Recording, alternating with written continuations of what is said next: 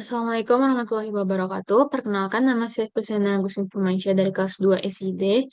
Pada video ini saya akan menjelaskan mengenai eh, praktikum yang tentang pembuatan alat dan card, kemudian form baru sesuai tema,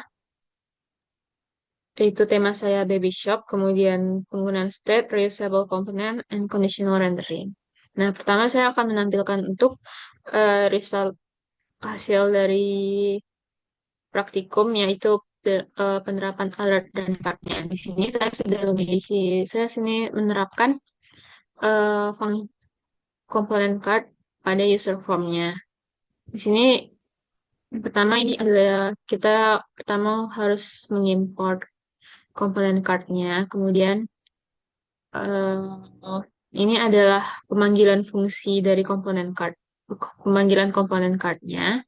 Kemudian ini adalah pemanggilan input dan field-nya. Nah, ini sampai hingga ini button simpannya. Kemudian selanjutnya itu untuk komponen card-nya itu sendiri ada export default function sebagai parent-nya. Kemudian ini terdapat codingan yang emang di judul itu merupakan yang sudah diterapkan pada user form tadi dan children-nya itu isi dari user form tadi. Kemudian kita komponen alert-nya. Nah, ini oh, pesan ini akan merah ketika kita memasukkan tipe yang kosong, maka akan menampilkan pesan warna merah. Pesan sendiri itu kita inputkan di hitung gaji formnya. Kemudian ini adalah untuk jika tidak kosong. Nah, untuk hitung gaji formnya itu, nah ini kita juga jangan lupa untuk input.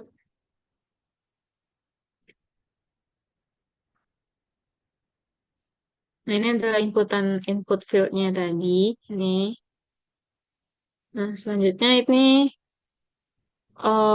untuk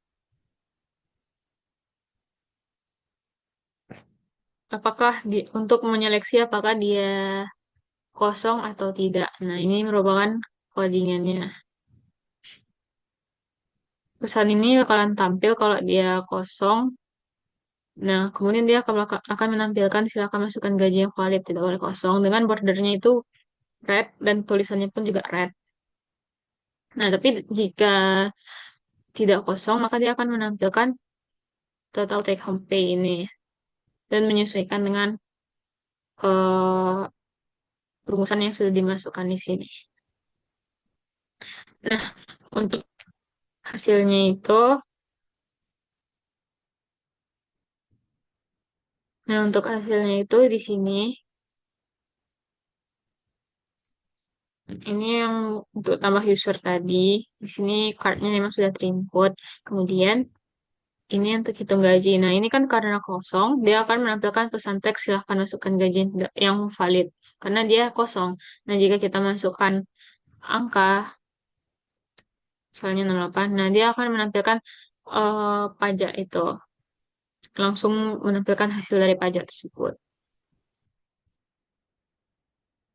Nah, selanjutnya itu adalah form baru sesuai tema. Itu tema saya itu baby shop.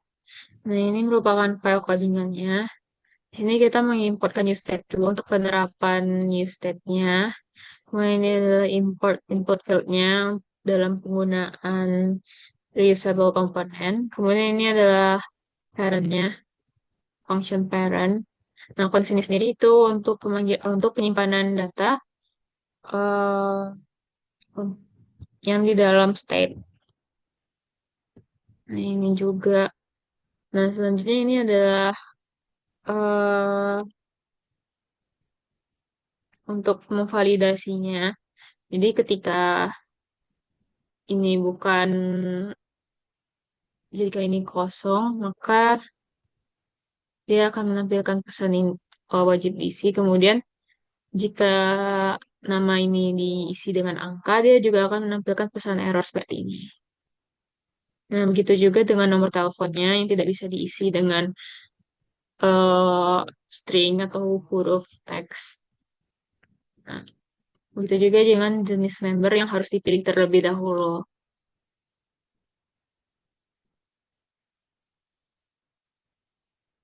Nah, ini adalah pesan yang akan ditampilkan ketika kita nge-submit-nya. Jika formnya sudah sesuai, maka dia akan menampilkan pesan form berhasil dikirim.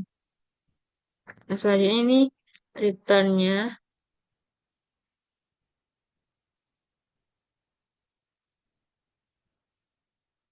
Nah, kemudian dia juga bisa, ini merupakan conditional rendering-nya.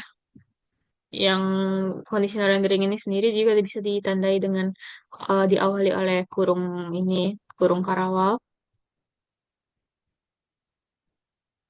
Nah, ini pesan ini akan tampil jika eh, salah satu inputan tersebut tidak valid atau tidak sesuai, maka dia akan terdapat kesalahan dalam form jika ketika disubmit.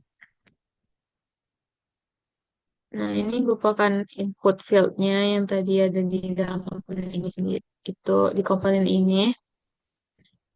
Nah, ini adalah label. Type-nya kita masukkan placeholder, value, kemudian on change-nya, dan pesan error-nya. Begitu juga dengan nomor telepon ini, kemudian jenis membernya, yang bertipe drop down. Nah, kemudian ini adalah button untuk menyimpannya. Nah, untuk file komponen ini sendiri, itu ada input field. Nah, ini terdapat pertama kita masukkan tipe yang drop down ini. Ini tipe drop down ini termasuk juga conditional rendering juga. Nah, jadi ketika nah ini kita untuk mendefinisikannya kurang lebih. Jadi nanti bisa dipanggil di file member tersebut. Nah, ini terdapat eh tipe dropdownnya. Kemudian itu ada yang terakhir itu adalah untuk inputan yang lainnya.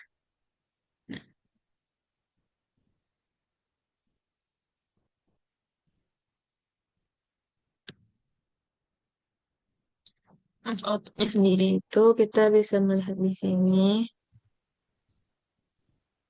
Nah, ini merupakan outputnya sendiri, output yang tadi. Nah, jadi ketika kita membuat yang benar terlebih dahulu, misalnya saya masukkan nama saya Dena, kemudian nomor teleponnya, dan berbentuk angka, kemudian jenis member. Nah, ini langsung disimpan saja.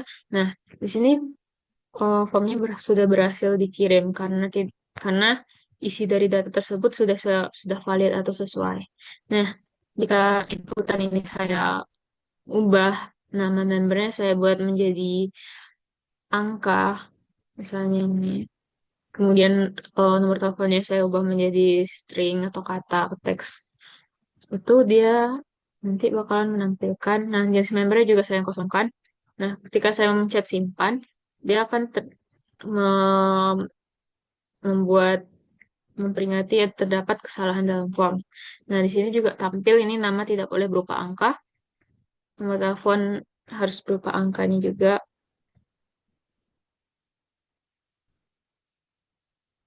nomor telepon harus berupa angka, kemudian jenis membernya, yang jenis member yang harus dipilih.